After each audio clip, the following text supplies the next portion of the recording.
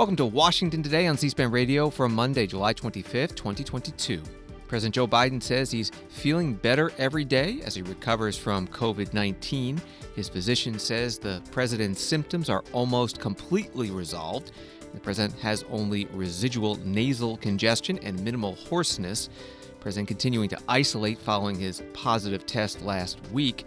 He says he hopes to resume in-person events by the end of this week.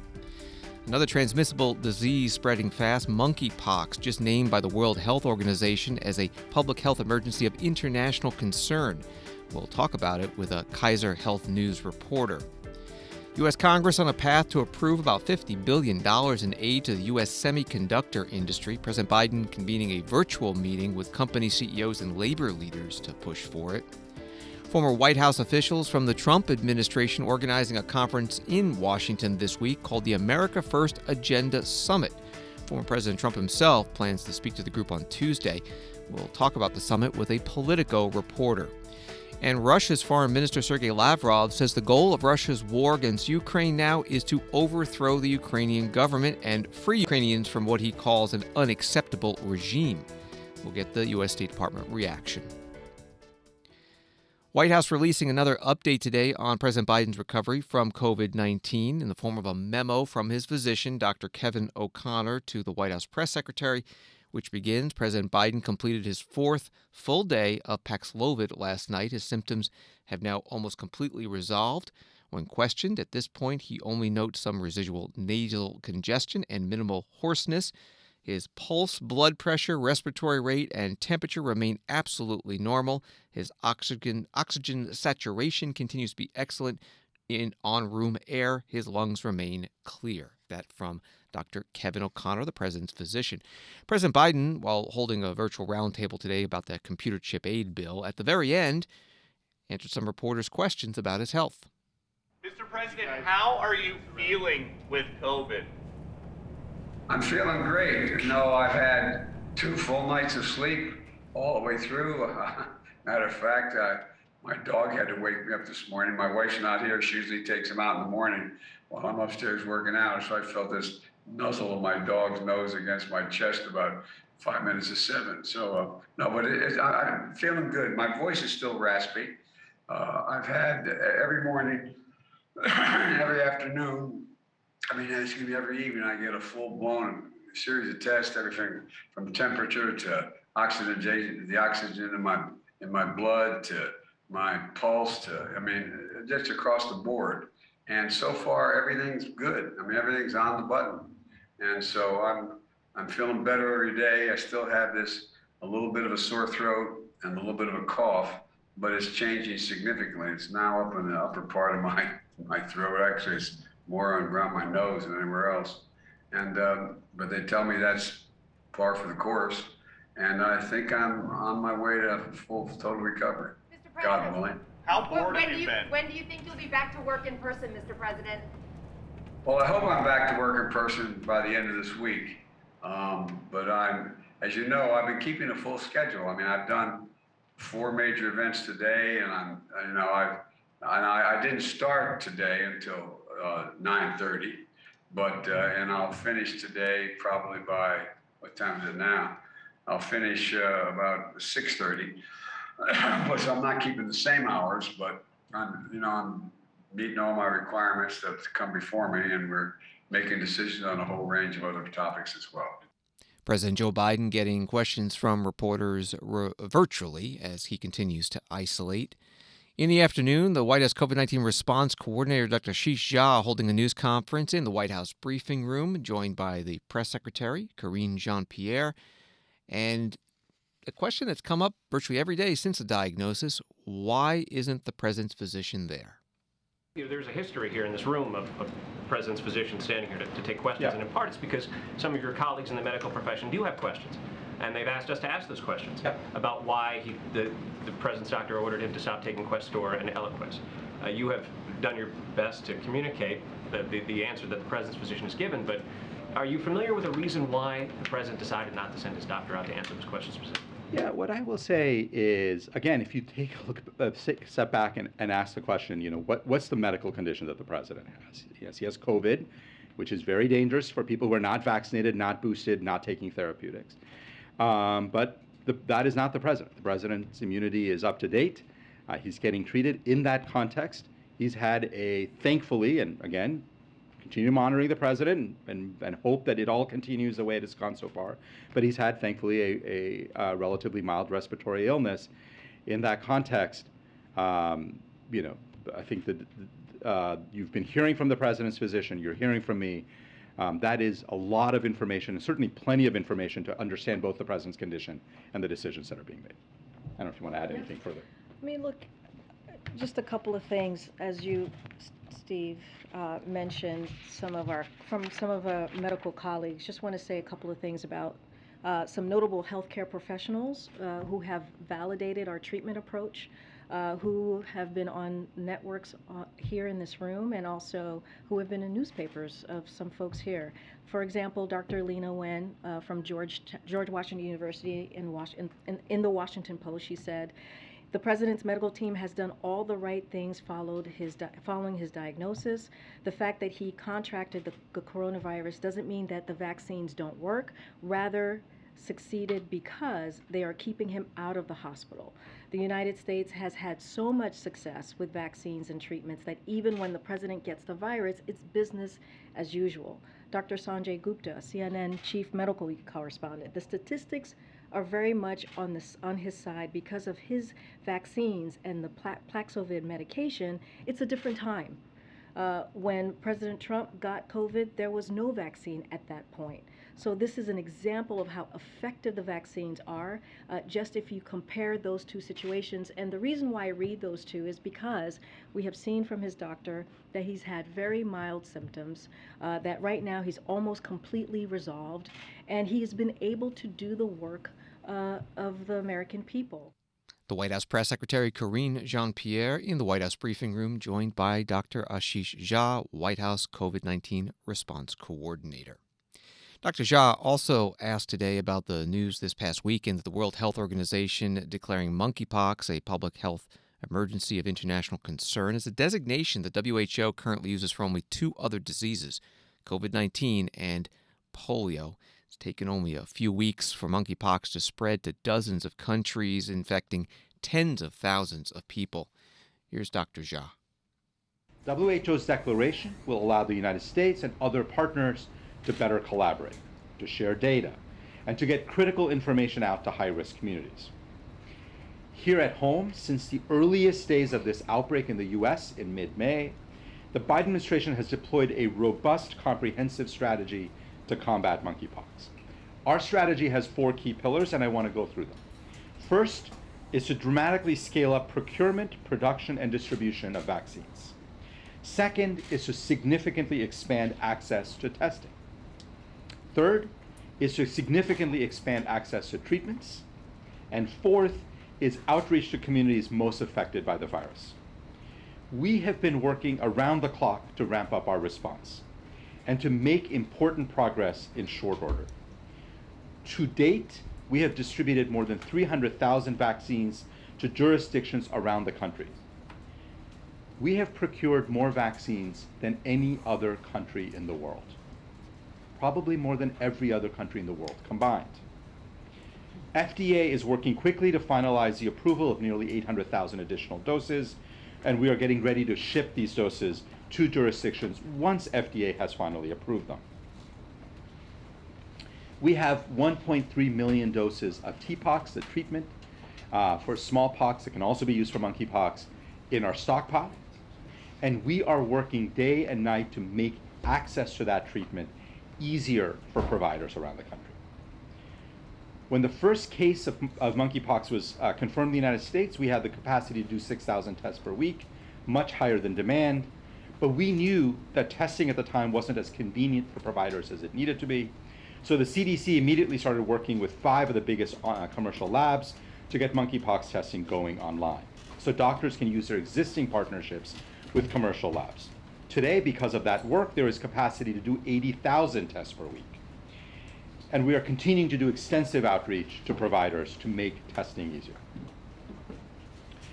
Finally, we've been working on the ground with community health partners, members of the LGBT community and others to ensure that we are getting out good information, that we are addressing concerns that they have, we are listening to their concerns. And finally, we want to make sure that all Americans understand that we are continue to take this virus seriously. We're going to continue working on increasing access to testing, vaccines, and treatments, and making sure that Americans understand what risks and challenges this virus faces and what the administration is doing to respond to it. Dr. Ashish Jha, White House COVID-19 response coordinator in the White House briefing room. A headline at Kaiser Health News, fighting monkeypox, sexual health clinics are underfunded and ill-equipped. One of the reporters on that article is Kaiser Health News Midwest correspondent Laura Weber, who joins us now by phone. Thank you so much. Why are they underfunded and ill-equipped? So here's the deal. A lot of Americans like to think of their public health system that it'll work something like Amazon Prime. There's an issue, it can be resolved in 2 days. The problem is that local public health departments in Missouri and Florida are reporting monkeypox cases on fax machines. And yes, you heard that right, fax machines. The public health system in America has been underfunded for years. It's been a perennial problem. There's been a lot of money that's been thrown at it during COVID, but a lot of that is COVID specific and contract specific. And so as monkeypox has kind of started to rear its head here in the U.S., it's run into the system head on. And sexual health clinics and sexual transmitted infection prevention for the CDC, its funding has dropped some 41%,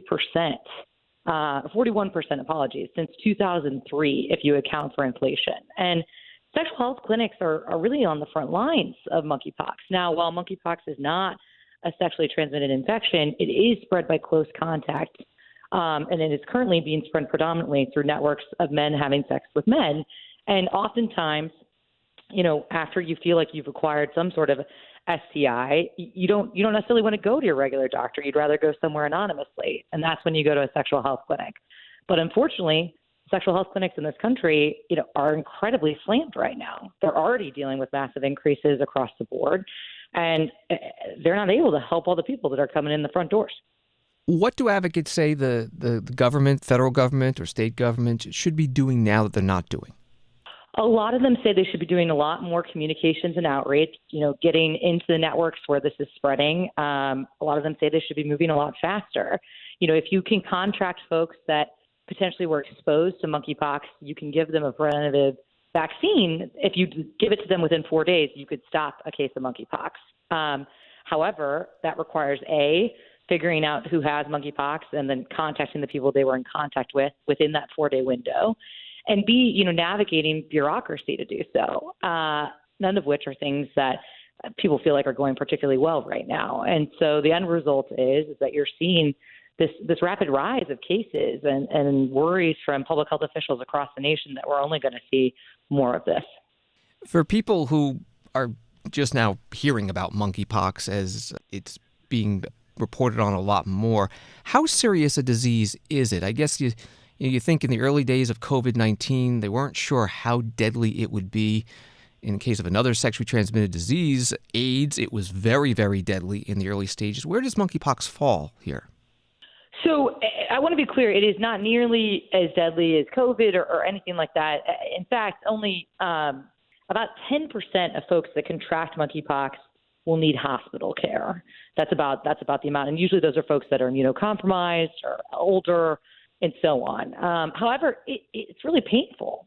You have to be in isolation for a fair amount of time if you contract it, and it can just be very, very, very painful. It's not something that anybody wants to mess with. It takes you out of your work for a couple weeks. It makes you, it's very painful blisters and so on. So, while this is obviously not on the scale of COVID, in terms of the number of cases or the possible severe consequences of death, it still is something to be very concerned about.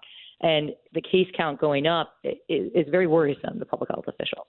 We're talking with Lauren Weber from Kaiser Health News. The WHO designating monkeypox over this weekend as a public health emergency of international concern. How significant is that? It's absolutely significant. I mean, at the end of the day, this is clearly spreading around the country. But the reality is that in the world that we live in with the global connections that we have, anything that pops up anywhere can be across borders in any amount of time. And so it makes sense that they chose to do that, considering the rapid number of cases they're seeing. It's frankly a more aggressive approach than the WHO has been known to do in the past. They were slow to proclaim this for Ebola, for instance, before, and the new WHO seems to be proclaiming these a little bit more quickly than past iterations. But yeah, I mean, I think it just gets at the severity of what we potentially could be facing and the case counts that could rise. Lauren Weber is the Midwest correspondent for Kaiser Health News. Find her stories at khn.org, and on Twitter, she's at Lauren Weber HP. Thank you very much. Thanks for having me. This is Washington Today. U.S. House and U.S. Senate returning to session for a week or two, aiming to get some bills passed before the August break. We spoke with Emily Wilkins, Bloomberg Government, Congress, and Campaigns reporter. If you're in the House, you've got until Friday. If you're in the Senate, you've got a little bit longer. You are supposed to be in next week. Of course, everyone in the House is holding their breath, hoping that they're not going to be in for an additional week. But there is a lot to get done, and there is the potential that we could see the House stay later. Maybe even see the Senate stay later if they need to get certain components done. Remember, they've got the semiconductor bill. We're going to see that go this week. But there's also potentially reconciliation if Democrats can figure out what they're going to do, if they can craft legislation, and if they can start moving it through that process. So those are really the two big things, but there are lots of smaller things that Congress is looking ahead to in the next 2 weeks. Let's start with reconciliation. How much of that has to be repackaged because of Senator Manchin's decision not to support everything in it? So at this point, they're looking at sort of two health care provisions. One of them that would extend Medicare subsidies and the other that would lower some drug prices. And so both of those have been with the parliamentarian. Democrats and Republicans, they argue their case that it should be in reconciliation. Remember, obviously not everything can be. And we're waiting for the parliamentarian to give her decision on that. That could happen as soon as today. If so, then it's a matter of writing that bill text, getting it packaged. I mean, at this point, when you talk to Democrats, there is a disappointment that they aren't able to get more of what they wanted into this overall reconciliation package. At the same point, they feel like they've got something, they can run on it, they can talk about it to voters, and it can ultimately help them for the elections. And so they do want to move what they can. And remind people the scope that reconciliation was supposed to take before the actions of the last couple of weeks, considering, especially with Senator Manchin involved. I mean, we were looking at trillions of dollars. We were looking at pre-K, we were looking at housing, we were looking at, there must be so much climate, a ton of climate provisions, tax provisions. I mean, those, even recently, they thought they'd be able to get them in the bill. And then at the last minute, you saw Senator Joe Manchin say, no, we're not going to be able to do that. We were looking at a corporate tax. We were looking at a tax on the wealthiest Americans. All of that now, that's not going to be able to be included in the overall package. It's really just down to some of these healthcare deals, as well as some measures that sort of should help reduce some of the budget deficit and debt. And like you said, it gives them something to go forward to into August, and I suppose November is one of the sites as well for campaigning on these issues. Absolutely. I mean, right now, you do have a number of Americans who joined healthcare during the pandemic and got to do so through some of these subsidies. If these subsidies expire, Americans are going to see their insurance amounts for healthcare go up a lot right before the November elections. And so that's something that Democrats are hoping to avoid, and one of the reasons that a lot of them are looking to pass this bill. Emily Wilkins with Bloomberg Government, Congress, and Campaigns reporter joining C-SPAN on this morning's Washington Journal program on C-SPAN radio and television. Speaking of Senator Joe Manchin, he announced today he has tested positive for COVID-19 and will have to isolate. Also, Senator Lisa Murkowski, Republican from Alaska, announced she is tested positive. C-SPAN's Capitol Hill producer Craig Kaplan tweeting, with Murkowski out in quarantine, the 50-50 split Senate will be down at least 5 senators today. Democratic Senators Tom Carper and Tina Smith tested positive for COVID-19 last week and Manchin earlier today. And Senator Patrick Leahy, Democrat from Vermont, still recovering from hip surgery. But that's not expected to be an issue with the bill that was mentioned providing $50 billion to computer chip manufacturing in the United States and tax credits for investments in semiconductor manufacturing, officially known as the CHIPS for America Act. CHIPS stands for Creating Helpful Incentives to Produce Semiconductors. It advanced in the Senate last week in a test vote with about a third of Republican senators supporting it, plenty to overcome any potential filibuster. President Biden today meeting with company CEOs and labor leaders to promote it. Thank you all for joining me today for this important and timely discussion. We're here today to talk about the importance of passing the CHIPS for America Act to strengthen our national and economic security. And later today, the Senate's going to hold a key vote to advance this critical legislation, God willing. And I'm glad we have an opportunity to hear from the industry and labor leaders about this important topic.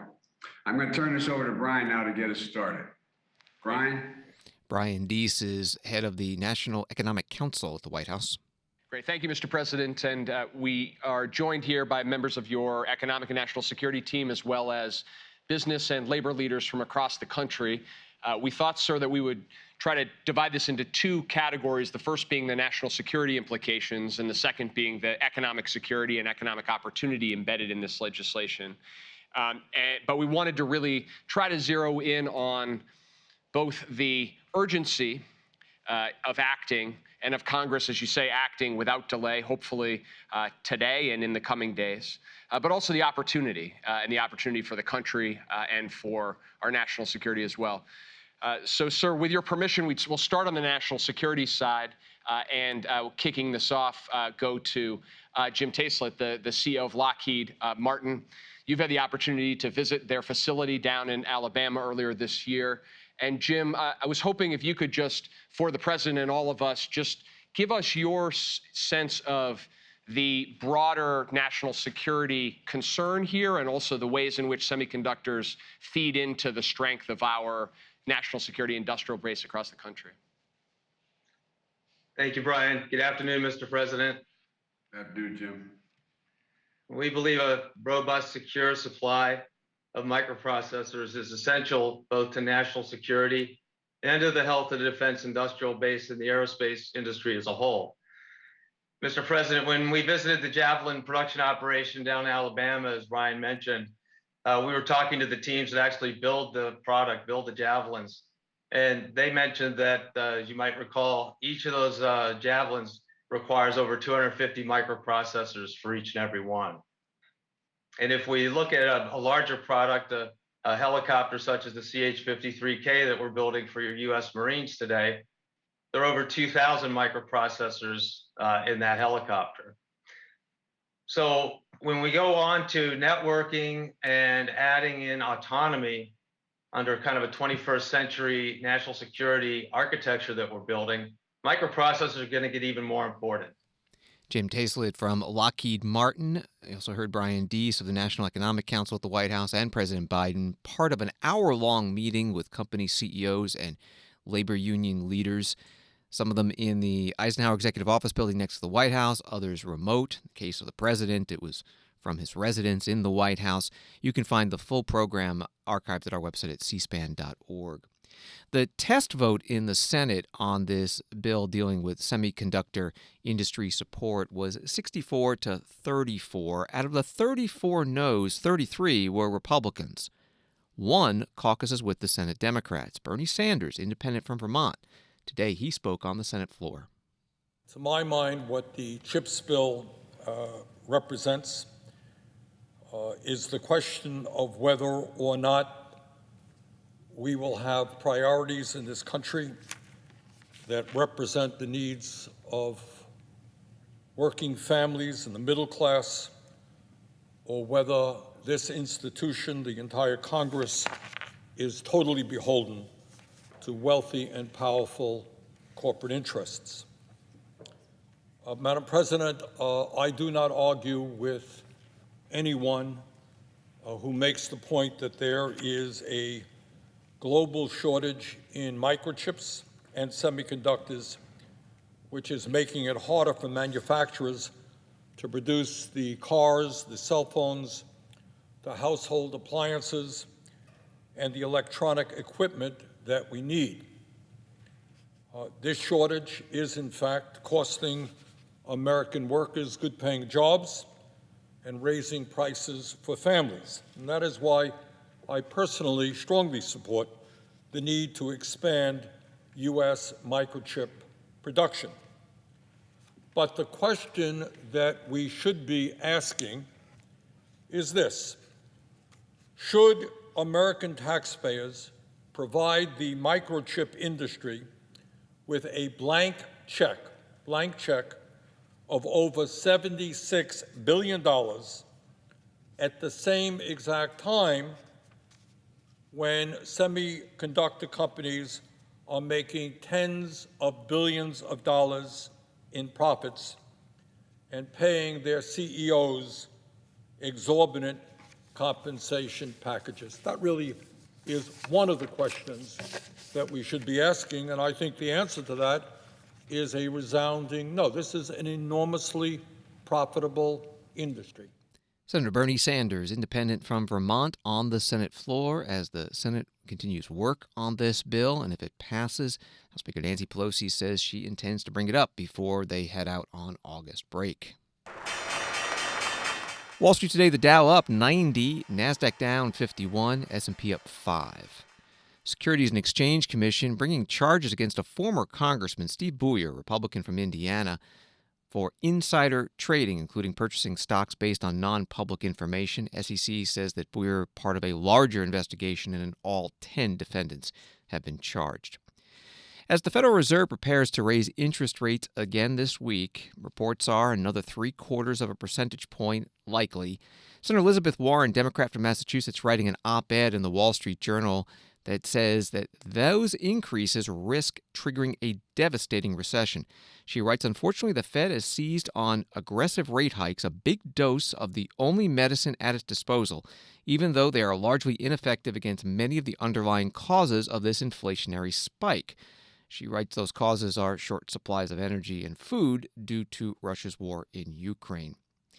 Meanwhile, the White House preparing for more economic reports this week. We spoke about it with Catherine Doyle, Washington Examiner White House reporter. This week, several economic figures expected to come out, and one of the questions of the week will be as far as where the country is, where a possible recession or where inflation is, and those kind of things. How's the White House preparing for that? The White House has been preparing the public with notes on what a recession is, what to expect, and really they're pre-budding what they're expecting the GDP numbers on Thursday to be. I think analysts are expecting a 1% to 2% decline in GDP. That would be the second consecutive quarter of decline. And typically some economists would view that as recessionary territory. The White House is saying that because jobs numbers remain strong, that's not how these should be considered. Is it a typical approach for a White House, or at least those in the White House, to look to a broad-based series of numbers to determine recession rather than a narrower approach as far as where we are as far as GDP is concerned?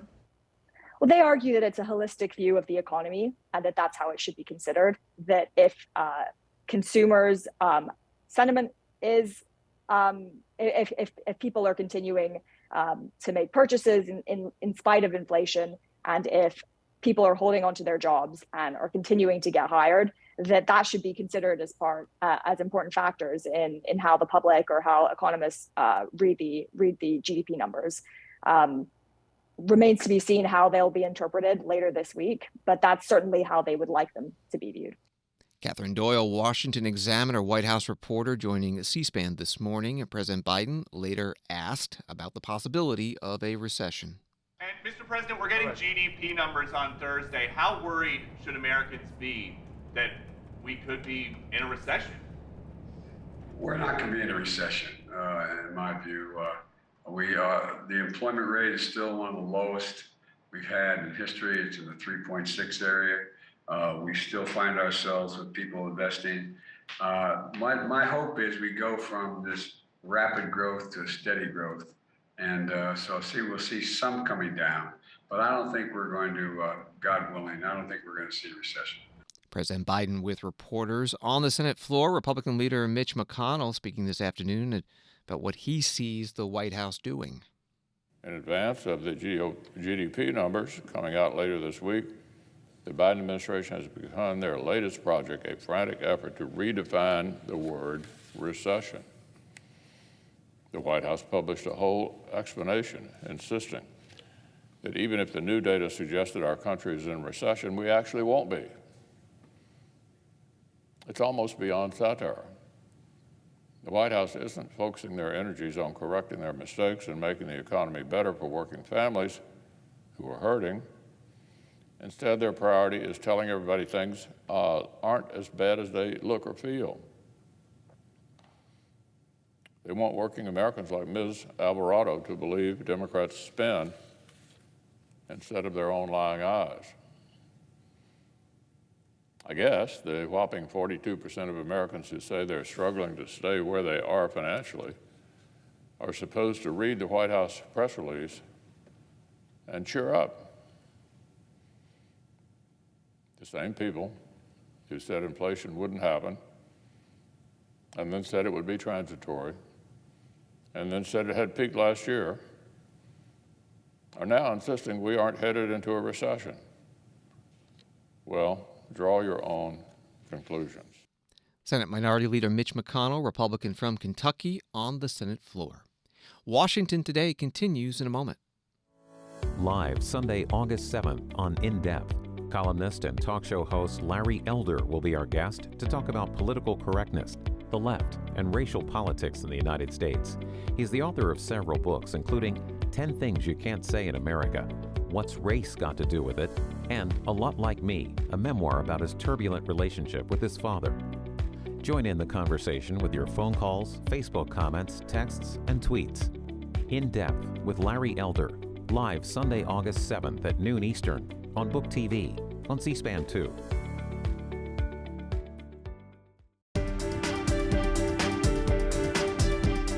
Welcome back to Washington Today, which you can get as a podcast on the free C-SPAN Now mobile video app and wherever you get your podcasts. A story at NBC News, Congresswoman Elaine Luria, who led part of the January 6th committee's primetime public hearing last week, released a video Monday featuring previously unseen testimony about former President Donald Trump's reluctance to condemn the violent actions of his supporters a day after the Capitol riot. She tweeted, "It took more than 24 hours for President Trump to address the nation again after his Rose Garden video on January 6th, in which he affectionately told the followers to go home in peace. There were more things he was unwilling to say." Well, here are part of the clips that she tweeted. You're going to hear Ivanka Trump, daughter and advisor to the former president, Jared Kushner, son-in-law and advisor to the former president, and also former White House counsel Pat Cipollone. They're all commenting on a draft copy of that speech for January 7th. Do you recognize what this is? It looks like a copy of a draft of the remarks for that day.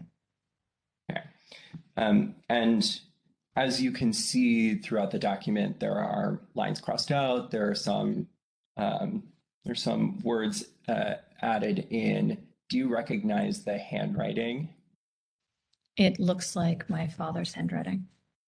In my view, he needed to express very clearly that the people who committed violent acts, went into the Capitol, did what they did, should be prosecuted and should be arrested. It looks like here that he crossed out that he was directing the Department of Justice to ensure all lawbreakers are prosecuted to the full extent of the law. We must send a clear message, not with mercy, but with justice. Legal consequences must be swift and firm. Do you know why he wanted that crossed out? I don't know. And that needed to be stated forcefully. They did not represent him or his political views in any form or fashion. He also has crossed out, I want to be very clear, you do not represent me. You do not represent our movement. Do you know why he crossed that language out of the statement? I don't know. Some of the video testimony to the January 6th committee tweeted today by Congresswoman Elaine Luria, Democrat from Virginia, member of the committee. The last voice you heard where he said, "I don't know," that was Jared Kushner. the former advisor to former President Trump and his son-in-law. You also heard from Ivanka Trump, also an advisor, and the daughter, and from Pat Cipollone, former White House counsel. Former President Trump is returning to Washington, D.C. this week for the first time since he left office. He'll be speaking on Tuesday at the America First Policy Institute's America First Agenda Summit. Some of the sessions of this summit include dealing with energy and gas prices, education, crime, and immigration. Former President Trump addresses the group Tuesday. The summit began today. The Institute's board chair, Linda McMahon, who was SBA administrator in the Trump administration, here describing how the group came together and what it stands for. We agreed that the central focus of AFPI should be to promote policies that advance the causes and the interests of the American people and put them first. And that's what we're going to do in everything we do, and that's what the prior administration did as well. The wonderful thing was that we kind of had it laid out already because President Trump had campaigned and governed as an American first leader. Just to remind you about some of the things of his administration. Led the building of an unprecedented economic boom and provided tax relief for the middle class. It's often forgotten that the most of those among us who benefited from the tax relief programs were those of lower and middle income. He ended the regulatory assault on America and business and workers. Now, I was the administrator for SBA at the time, and I can tell you that I witnessed that firsthand. He took strong and decisive actions to confront unfair trade practices. He unleashed America's oil and natural gas potential, achieving energy independence, something I think we'd all like to see again. Invested in American families and expanded educational opportunity. He secured our southern border. He appointed an historic number of federal judges. He rebuilt our military while serving and protecting our veterans. He fought for life and stood up for religious liberty. And that's kind of just scratching the surface. I mean, we were there. We saw all the things that were accomplished with that policy. But we knew that the accomplishments of those 4 years were only the beginning. So for the past 18 months, we've been building an organization that continues to put the American people first. Our guiding principles are liberty, free enterprise, national greatness, American military superiority, foreign policy engagement in the American interest, and the primacy of American workers, families, and communities in all we do. And with thanks to the support from great patriots like yourselves, those of you who are sitting here today who have been supporting us, what we have dreamed of is now a reality. Linda McMahon, former head of the Small Business Administration under former President Trump, now chair of the board for the America First Policy Institute.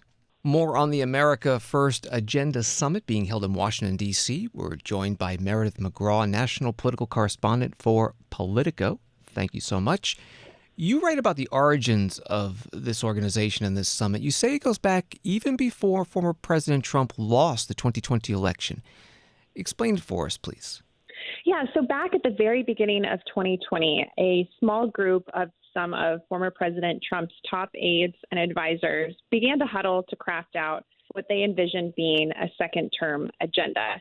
And I was able to look at the final product of these meetings that they held, and it was this paper called Vision 2025, and it outlined 10 priorities for Trump and for the administration should he win the White House again come November. They had reserved Camp David to go over those policy strategies after the election, but of course that retreat never happened. And instead, these aides, which included Brooke Rollins, who was a domestic policy advisor, Larry Kudlow, who was Trump's top economic advisor, Robert O'Brien, and others, they turned this into what is called the America First Policy Institute. This is a new nonprofit think tank in Washington. And what makes it unique among other conservative think tanks is that most of the people who work there worked in the Trump White House. And They are still working towards America First policies, and they've been described as a kind of White House in waiting should Trump win back the White House in 2024 if he runs. You also write that not everyone allied with the former president is a fan. Who are the holdouts? Yeah, there have been some critics from the Trump White House who have now left and have criticized this group. They say it was just a landing pad for people that worked in the White House after January 6th, and they've accused them of being rhinos, which is a term for Republicans in name only. One of those was Trump's former trade advisor, Peter Navarro, who is one of the more far-right members of the previous administration. And there are others, too, who have been critical. And there was an interesting Axios story that came out last week that sort of detailed that wing of the Trump MAGA movement, if you will, and their own goals for thinking about policy, but mostly personnel. Who would fill a potential Trump White House? And they've been working on crafting that out even since Trump left office. Besides holding conferences, putting out position papers, is this group involved more actively in the political, legislative, judicial arenas? So there is a 501c4 wing of this group that has been active at the state level. And there is a group within the organization that is working specifically on election issues that has been quite involved at the state level. They have people that work for AFPI spread out across the country and are working at the state level to enact some of these policies. So their vision is really to go beyond just being a Washington-centric think tank and really work at the state level and push legislation there as well. We're talking with Meridith McGraw from Politico. Former President Trump will be speaking at this summit on Tuesday, first time back in Washington since leaving the White House. Do we know any details about what to expect? Well, I was actually just told that the former president's speech is going to focus on crime. A spokesperson for Trump just sent me a statement in response to my story that said that he's going to be focusing on rising crime and communities becoming less safe. Those are his words under Democratic policies. And he's really going to focus on that tomorrow. Now, a lot of allies hope that Trump would be giving a more comprehensive policy speech, if you will, that he would deliver a kind of State of the Union 5.0, excuse me. But it does seem like he is going to mainly stick to talking about crime and using that as a jumping off point for his speech. Meridith McGraw, national political correspondent for Politico. Find her stories at Politico.com. Thank you very much. Thanks for having me. And former President Trump speaks on Tuesday at 3 p.m. Eastern. Our coverage on C-SPAN Radio will start at 2:15 p.m. Eastern, a panel that includes the House Minority Leader, Republican leader, Kevin McCarthy. Also on that panel at 2:15 Eastern, Newt Gingrich, a former Speaker of the House and board member of this policy institute, America First Policy Institute. Newt Gingrich also speaking today and talking about the reports that the current Speaker of the House, Nancy Pelosi, Democrat from California, will be going to Taiwan in the coming weeks. Nancy Pelosi has not confirmed this, but there have been some reports. Gingrich was the last sitting House Speaker to visit Taiwan. Back in 1997, he was a Republican member of Congress from Georgia. And like when that happened, China now vigorously protesting Pelosi's trip. China considers Taiwan to be part of China, saying it'll soon be reunited with the motherland. Taiwan today holding air raid drills. A Chinese foreign minister's spokesperson saying if the U.S. goes its own way, China will certainly take firm and forceful measures to safeguard its national sovereignty and territorial integrity, and the U.S. should be held responsible for any serious consequences. Here's Newt Gingrich talking about Nancy Pelosi and Taiwan. You have the normal attitude of the State Department, which is timidity covered by insecurity. And an eagerness to appease people who aren't Americans. You have, unlike 1997, when we had a Defense Department that actually focused on defense, you have a woke Defense Department which is as timid as the State Department, which is really dangerous. So I saw some article this morning that the Defense Department is very worried that Speaker Pelosi will somehow cause a problem if she goes to Taiwan. Well, my first suggestion is this. If the Department of Defense is not certain that it can protect an American Speaker of the House in a public visit, why would we think they could protect Taiwan? And if you're the Chinese communists and you watch us flinch after the total mess in Afghanistan, the total mess in Ukraine, you begin to think this is an administration that's just begging to be bullied. And so I commend Nancy. We have enormous disagreements on 98 or 99% of the things. But on this one, I think her instinct is right. I hope she sticks to her guns. And the only thing I would suggest is that she should make it a bipartisan congressional delegation to show that both parties are committed to the independence of Taiwan. I wanted to take that brief moment. Former House Speaker Newt Gingrich at the America First Agenda Summit in Washington, D.C. This story from the Associated Press, Russia's top diplomat said Moscow's overarching goal in Ukraine is to topple President Volodymyr Zelensky's government, expressing the Kremlin's war aims in some of the bluntest terms yet, as its forces pummel the country with artillery barrages and airstrikes. State Department spokesman Ned Price referencing this article at today's briefing in Washington. Just yesterday, and you referenced this, Sean, Foreign Minister Lavrov said Moscow's overarching goal in Ukraine was to free the Ukrainian people from its quote-unquote unacceptable regime, expressing, as one news account put it, Russia's war aims in some of the bluntest terms yet. He said that in front of the Arab League in a region where, coincidentally, Russia has, at least previously, tried to spew disinformation and propagated misinformation to the contrary. Last week, once again, Foreign Minister Lavrov, he did precisely the same thing. He said publicly what we have always known, saying that Russia's quote-unquote geographical goals in Ukraine go well beyond the Donbass. They include Kherson, they include Zaporizhia, they include other sovereign regions of Ukraine. But it hasn't only been Foreign Minister Lavrov. Earlier this year, you've heard Secretary Blinken allude to this previously, but President Putin himself compared himself to Peter the Great and said that, as the Secretary reminded all of us, when Peter waged war with Sweden, he was simply taking back what belonged to Russia. President Putin went on to say that now Russia is doing nothing more than to seek to take back what is purportedly theirs. In a strange way, I think, again, it's fair to say that the Russians have become some of the best debunkers of their own lies, of their own propaganda. They're now telling the world what has been clear for some time, that this is nothing more than a war of territorial conquest. State Department spokesman Ned Price today at his briefing with reporters. CNN has this. The Turkish President Recep Tayyip Erdogan on Monday urged Russia and Ukraine to act responsibly and honor agreements they signed in Istanbul last week regarding the export of Ukrainian grains.